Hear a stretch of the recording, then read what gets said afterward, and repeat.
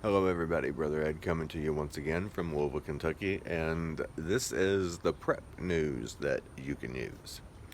We do not prep out of fear, because if we are prepared, we don't have anything to be afraid of, right? We prep for peace of mind. Now, from this point on, I am going to still be bringing news, but for the most part, I'm going to be bringing helpful hints, so to speak, on things that people need to have in the event of a lights out scenario that would last for the foreseeable future. Prolonged period of time, could even be years, likely would be. We are allegedly in a solar minimum. However, I find this very interesting.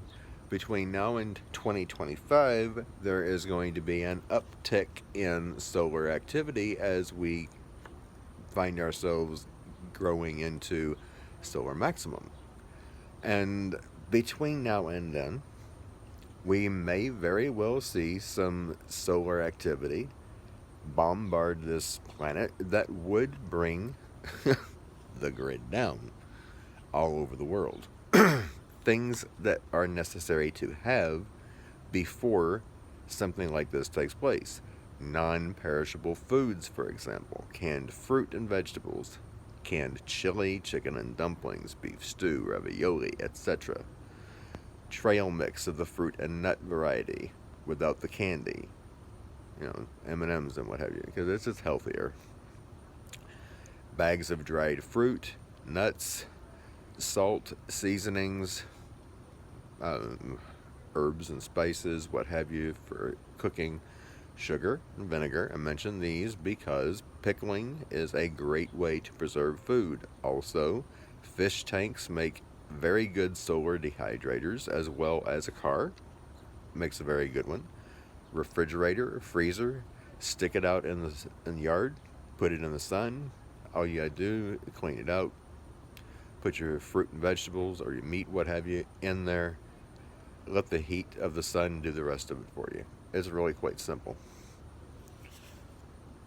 Now, that is where I'm going to stop for today. And I'll be back tomorrow with more of these suggestions of things that you can be gaining access to in large quantities while you still have the opportunity, while they're still cheap.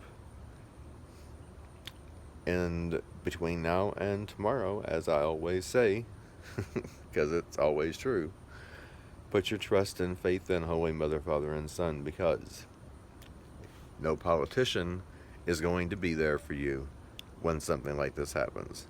They likely won't even be able to be there for themselves. They're not smart enough.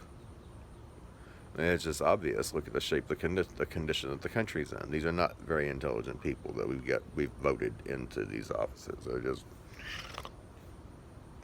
anyway.